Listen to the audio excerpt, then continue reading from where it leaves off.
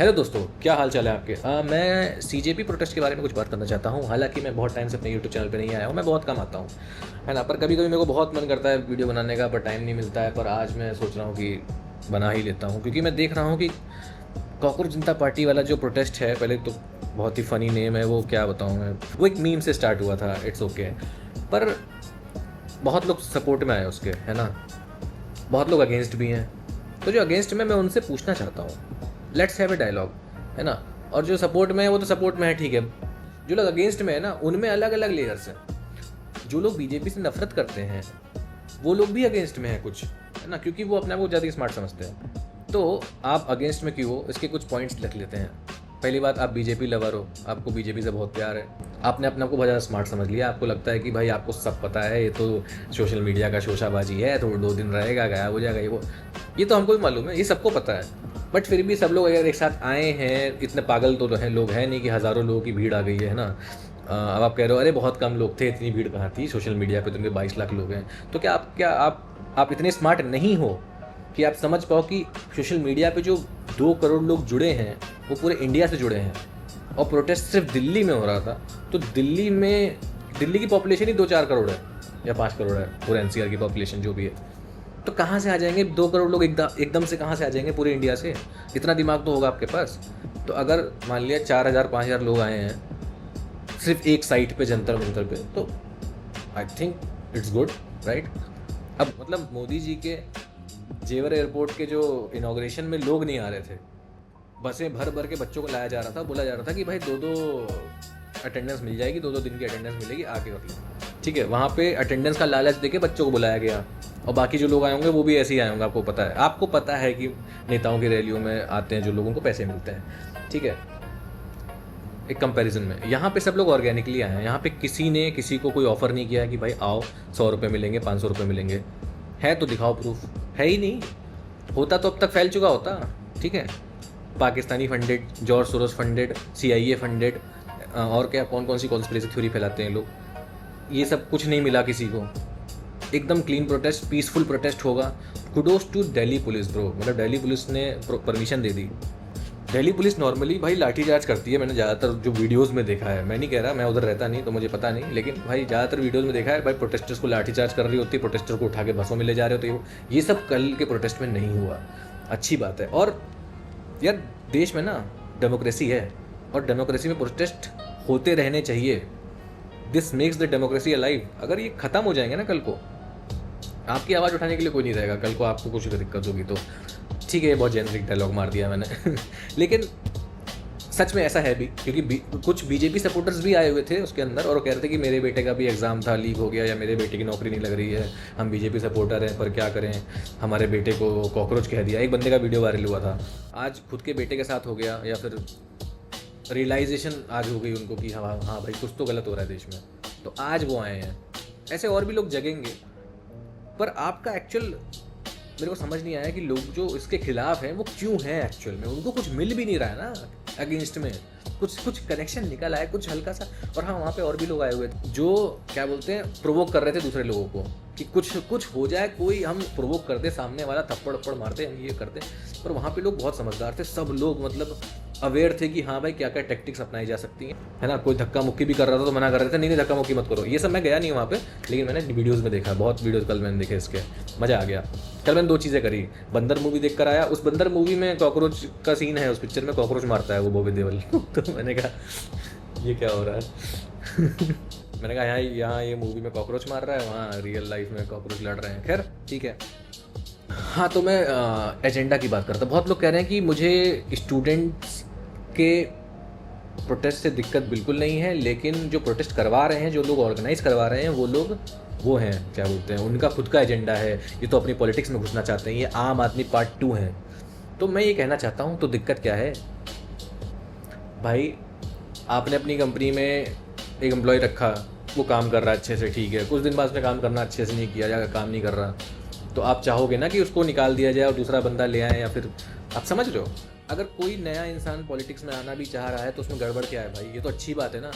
अभी तक पॉलिटिक्स में क्या है कि क्या चलता है पॉलिटिक्स में? फैमिली वाला, किसी का कनेक्शन है पॉलिटिक्स में, वही पॉलिटिक्स में घुस सकता है, किसी का बहुत ज़्यादा पैसा है वही पॉलिटिक्स में घुस सकता है। पॉलिटिक्स में घुसने के लिए मतलब बहुत ज़्यादा पापड़ बेलने पड़ते हैं भाई। और अगर कुछ नए फेसेस पॉलिटिक्स में आ रहे हैं जो कि यंग भी हैं, तो उसमें दिक्कत क्या है मुझे ये बताओ। 2011 में अन्ना हजारे का मूवमेंट हुआ था, मैं गया था उसमें, ठीक है, हाँ मैं गया था, क्योंकि वो देश भर में हुआ था, लखनऊ में भी हुआ था। फ़ोटोज़ भी हैं मेरे पास उस टाइम की, वो मेरे पुराने बहुत पुराने लैपटॉप में शायद पड़ी होंगी, कहीं दबी पड़ी होंगी, तो अभी तो मेरे पास वो फ़ोटोज़ नहीं है, वरना मैं दिखा देता अभी, ठीक है। तो उस टाइम हम यंग थे, मैं शायद 18-19 साल का रहा हूँगा, है ना। आज हम थोड़ा सा 30+ जा चुके हैं, ठीक है। तो अब मुझे खुशी मिल रही है, मेरे को थोड़ी वैसी वाइब आ रही है ना। उस टाइम पे किसी मीडिया या किसी ने अटैक नहीं किया था उन प्रोटेस्टर्स को, है ना। वो अन्ना हजारे का मूवमेंट था, और वो किसका मूवमेंट था? लोकपाल बिल का मूवमेंट था।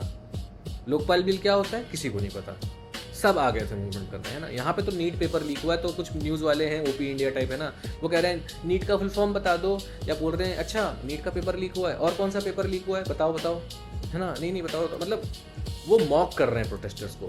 एक दो कोई उनको दिखता है कि डम है, चलो इसी से पूछते हैं, है ना।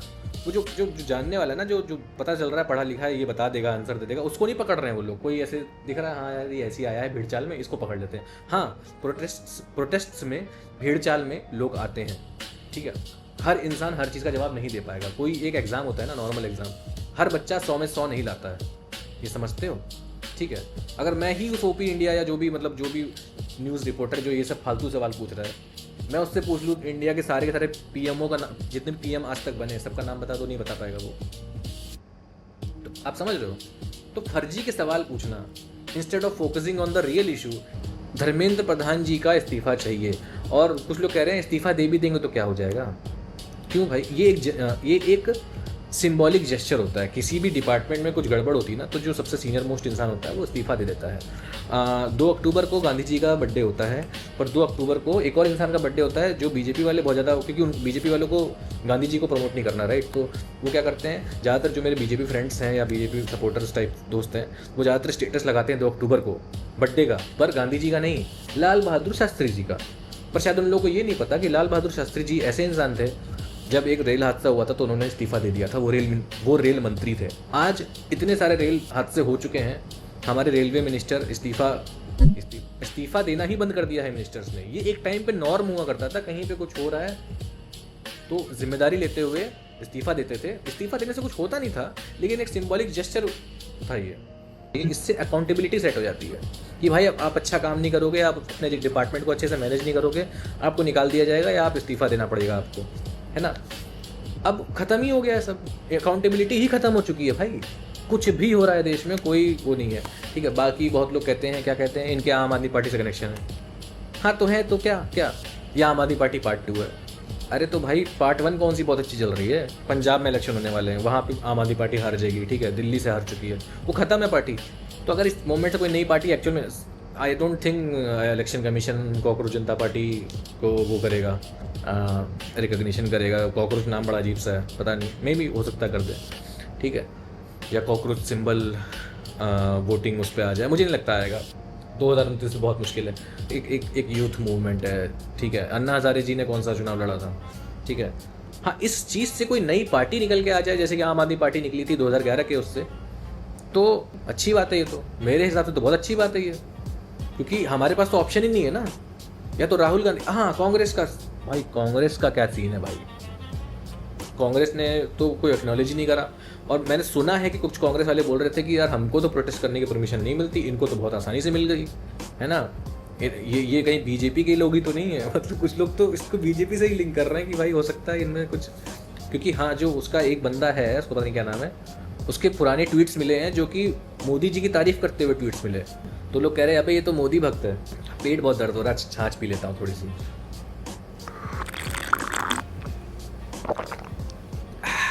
क्या दिक्कत है यार, अगर ये लोग अपना एजेंडा, अबे ये लगा क्यों रखा है मैंने, ये माइक थोड़ी चल रहा है। अगर ये लोग अपना पॉलिटिक्स चमकाना भी चाहते हैं तो क्या दिक्कत है, कोई दिक्कत नहीं है भाई। नए लोग पॉलिटिक्स में आते रहने चाहिए ताकि लोगों के पास ऑप्शन हो। कांग्रेस और बीजेपी, हमारे पास यही ऑप्शन है। कांग्रेस पता क्या कर रही है, मैं बताता हूँ। कांग्रेस ये सोच के बैठी हुई है कि एक दिन आएगा कि लोग बीजेपी से इतना परेशान हो जाएंगे, और अभी भी परेशान है, लेकिन अभी 36% वोट शेयर था बीजेपी का। पूरे जो 2024 का इलेक्शन हुआ था उसमें 36% वोट बीजेपी को मिले थे। मतलब उन 36% लोगों ने डिसाइड किया 100% लोगों पे कौन राज करने वाला है। तो वो 36% थोड़ा सा श्रिंक हो जाएगा अगले साल तक, और ये तो कांग्रेस इसे सोच रही है कि वोट शेयर जब बीजेपी का थोड़ा और कम हो जाएगा, 20% पे आ जाएगा, है ना, जब लोग एकदम बीजेपी से एकदम परेशान हो जाएंगे, उसके बाद लोगों के पास कोई और ऑप्शन बचेगा नहीं, लोग हमको दोबारा चुन लेंगे। वो उनकी यही स्ट्रेटजी है कांग्रेस की, कि भाई लोग बीजेपी से परेशान हो और फिर बाद में परेशान हो के हमको वोट दें। मैं ये सोच रहा हूँ कि हमारे पास कांग्रेस और बीजेपी से हट के भी दूसरी कोई पार्टी का हमारे पास वो ऑप्शन हो। आम आदमी पार्टी स्टार्टिंग में लग रहा था कि हाँ शायद आम आदमी पार्टी बड़ी पार्टी बन जाएगी, जब वो पंजाब जीते थे खासकर, जो कि ख़त्म हो गई। फिर दिल्ली हारा, अब ये तो पंजाब हार जाएंगे, कि पंजाब तो हारने वाले हैं लोग। हालांकि पंजाब में स्कूल अच्छे हो गए, सरकारी स्कूल, मैंने कुछ वीडियोस देखे थे। खैर, तो बीजेपी कांग्रेस के अलावा हमारे पास क्या ऑप्शन है? आम आदमी पार्टी से जो उम्मीद थी वो उम्मीद ख़त्म हो चुकी है। तो अब नई पार्टी कोई आ रही है, यूथ की पार्टी आ रही है जिसमें बुढ़े नहीं है, बहुत अच्छी बात है। मतलब बुढ़े, मतलब समझदार बुढ़े होने चाहिए पार्टी में, ऐसा नहीं है, क्योंकि बुढ़ों को बहुत नॉलेज होती है भाई, है ना, उनको एक्सपीरियंस होता है, चीज़ें कैसे चलती हैं, कैसे चलानी चाहिए। हाँ तो मतलब सॉरी, बुढ़ा उड्ढा बोल दिया, ठीक है, जो भी है। मतलब यार सोचो, है ना, इतने बूढ़े लोग बैठ के पूरे देश का फ्यूचर डिसाइड करते हैं, इसलिए भाई नए लोगों को आते रहना चाहिए पॉलिटिक्स में। और मेरे हिसाब से पॉलिटिक्स में भी कोई ना कोई कॉम्पिटिटिव एग्ज़ाम या ऐसा कुछ होना चाहिए। मेरे हिसाब से एक ऐसा रेवोल्यूशन आना चाहिए कि कोई भी इंसान ड्रीम तो कर सके पॉलिटिक्स में जाने का। अभी क्या सोचते हैं लोग कि भाई गुंडे हैं, ये हैं, वो है, वही पॉलिटिक्स में जाएंगे, बस कनेक्शन होनी चाहिए, वो नहीं। आई थिंक एक कॉमन इंसान को भी मौका मिलना चाहिए पॉलिटिक्स में घुसने का। हाँ, वो उसको क्या, अभिजीत दीप के नाम है शायद उसका, राइट, उसको वो हो गया, चक्कर आने लग गए थे शायद, राइट। अबे तो लोग कह रहे थे अरे देखो कैसा इंसान है, ऑनलाइन, ये तो ऑनलाइन करने वाले लोग हैं, देखो ऑफलाइन आते इनकी हालत ख़राब हो गई है। वो भाई तुम्हें इमेजिन करना होगा, जेट लैग हो रहा होगा उसको, भाई वो यूएस से फ्लाइट पकड़ के आया है, होटल नहीं गया है, डायरेक्ट जंतर मंतर गया है, ठीक है, और वो भी सीधा धूप में। बॉस्टन में जहाँ 20 डिग्री सेल्सियस तापमान होता होगा मैक्स, वहाँ से वो सीधा 40 डिग्री पे गया है, धूप में गया है, आप समझ लो, और भीड़ में गया है, सॉरी हाँ, भीड़ में भी गया हुआ है। मतलब वहाँ भीड़ है, धूप है, दो टी शर्ट पहन रखी है उसने, क्योंकि नॉर्मली वो पहले वाइट टी शर्ट में आया था। हाँ तो उसको इंडिया की जर्सी पहना दी गई, मतलब पहना नहीं गई, मतलब उसको किसी ने इंडिया की जर्सी से फेंकी किसी फ़ैन ने, और मैंने वीडियो देखा था, और उसने पकड़ के वो जर्सी पहन ली, है ना, उसमें इंडिया लिखा हुआ था। तो मैंने कहा ये यार, इसने ऑलरेडी एक टी शर्ट पहन रखी थी, इसके ऊपर इसने एक और टी शर्ट पहन ली है, इतनी धूप में है, आया वहाँ से है सफ़र करके, इसने आराम तक नहीं किया होटल में, मतलब भाई इसकी तो हालत ख़राब हो गई होगी। फिर थोड़ी देर वीडियो आया कि भाई वो उसको ले जा रहे हैं, है ना, फिर वो तो कोई बात नहीं यार, हो जाता है भाई। मैं इमेजिन नहीं कर सकता भाई, मैं खुद अगर मुझे जाना पड़े ना, भीड़, इतनी भीड़ देख के मेरी फट जाएगी, मैं तो जाऊँगा ही नहीं उधर, ठीक है। मेरे को भीड़ से बहुत नफरत है भाई, मेरा दिमाग ख़राब हो जाता है भीड़ में, है ना, वो भी धूप में। भाई स्कूटी से अगर मैं जाता हूँ ना और रेड लाइट पड़ जाती है, ठीक है भाई, रेड लाइट पे 1 मिनट खड़े होने में हालत ख़राब हो जाती है, इतनी खतरनाक धूप है, और वहाँ पे वो लोग खड़े हैं ऐसे ही, और वो इतनी भीड़ में, है ना, सब लोग कार्बन डाइऑक्साइड छोड़े जा रहे हैं भाई, बाप रे बाप, मैं सर पकड़ लूँ भाई, मैं ना जा पाऊँ ऐसी जगह पर, समझ लो। क्योंकि जो लोग उस पर हंस रहे हैं ना कि भाई अरे ये तो 2 मिनट के लिए धूप पे खड़ा नहीं पाए, भाई तुम खुद करके देख लो ना। एंड आई डोंट थिंक आप लोगों ने देखा है कि नहीं देखा, बहुत फनी सीन हो गया था एक अभी बीच में, वो जब एयरपोर्ट से बाहर आया, जब वो बंदा अभिजीत जो भी है, जैसे एयरपोर्ट से आया और एकदम टोपी वोपी लगा के कॉन्स्टिट्यूशन की बुक लेके ऐसे ऐसे आ रहा था एकदम, हाँ भाई दिखाते हुए, भाई हाँ भाई कोई मुझे अरेस्ट मत करना है, कॉन्स्टिट्यूशन ऑफ इंडिया है भाई, यहाँ फ्रीडम ऑफ स्पीच है। मतलब भाई वो थोड़ा सा फनी सीन लगा, जैसे किसी हॉरर मूवी में नहीं होता, कोई प्रीस्ट होता है वो प्लस वाला साइन लेके, वो भगवान का क्या होता है, क्रॉस, जीसस क्राइस्ट का क्रॉस लेके, भूत पास मत आना, एकदम वैसा सीन लग रहा था।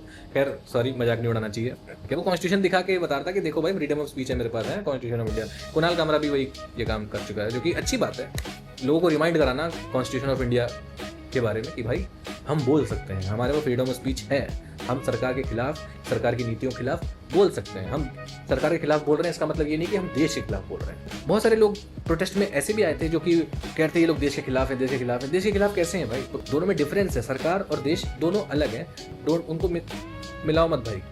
तो आई थिंक, आई होप कुछ अच्छा निकल पाए इससे, कुछ हो, रेजिग्नेशन हो जाए तो अच्छी बात है। मेरे ख्याल से उसको रिजाइन कर देना चाहिए। केशव बेदी करके इन्फ्लुएंसर, उसने कहा भाई धर्मेंद्र प्रधान को इस्तीफा दिलवा दो और सोनम वांगचुक को एजुकेशन मिनिस्टर बना दो, खत्म। पूरा प्रोटेस्ट खत्म हो जाएगा कांग्रेस जनता पार्टी का, ठीक है। एंड आई होप आप हेट ना करें इसको, बिकॉज ये डेमोक्रेसी है, डेमोक्रेसी में प्रोटेस्ट होते रहने चाहिए। बहुत अच्छी बात है, लोग उठ रहे हैं, आवाज़ उठा रहे हैं, यार यही तो डेमोक्रेसी का मतलब है यार। वरना तुम जाओ वोट दे के आ जाओ, खत्म 5 साल में एक बार, बस हो गई डेमोक्रेसी। नहीं ब्रो, अभी तुम यूएस के प्रोटेस्ट देखो भाई, अभी उनका नो किंग प्रोटेस्ट हुआ था ट्रंप के खिलाफ, भाई कितने लोग आए थे यार, और उसमें तो एफ ट्रंप डायरेक्ट बोलते हैं वो लोग। तो यही मेरे कुछ विचार थे, ठीक है। अगर आप मेरे से डिसएग्री करते हो बिल्कुल कर सकते हो यार, ठीक है। डेमोक्रेसी इसलिए है, आप कमेंट सेक्शन में आइए, तमीज़ से बात करिए। गाली दे के बात करेंगे तो फिर हम भी गाली देना जानते हैं, ठीक है। गाली देने से कोई मतलब नहीं, आराम से आओ, बताओ तुम्हें क्यों नहीं पसंद है, मैं तुम्हें उसका जवाब दूंगा, ठीक है। तो इस वीडियो के बाद कमेंट सेक्शन में कंटिन्यू करते हैं। Bye bye.